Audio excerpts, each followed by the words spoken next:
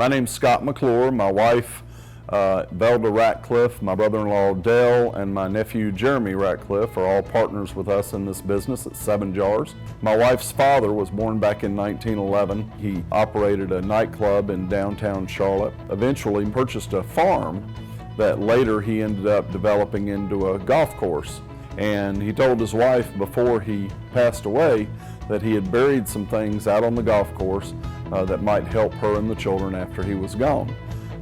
My wife's brother Dale went out on the golf course before the property was developed and ended up unearthing 7 jars.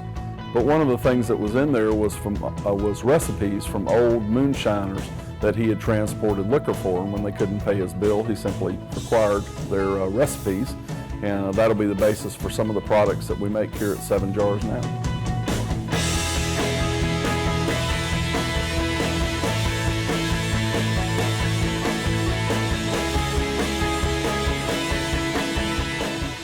We've tried here through our homebrew store to develop an event for customers to attend where they can actually work on 4 live batches of products. So we take folks through all 4 stages of fermentation, the sanitation that we put into our batches of wine, the clearing process, and then eventually bottling. Our plan is to start off with offering vodka and rum, but our real passion is to get around to the point where we can start barreling whiskey to create bourbon.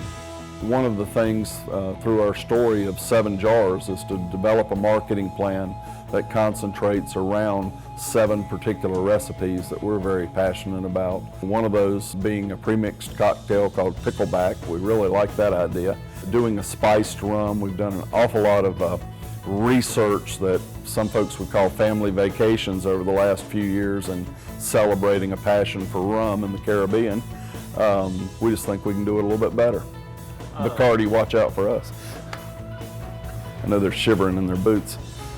One of the things we enjoyed about Moonshine University was the layout and how clean the environment was, and sort of a mix of old school and upscale facility, and helping us answer questions, particularly as it relates to some resource materials that are out there and some resources of vendors that are out there and available for us as well.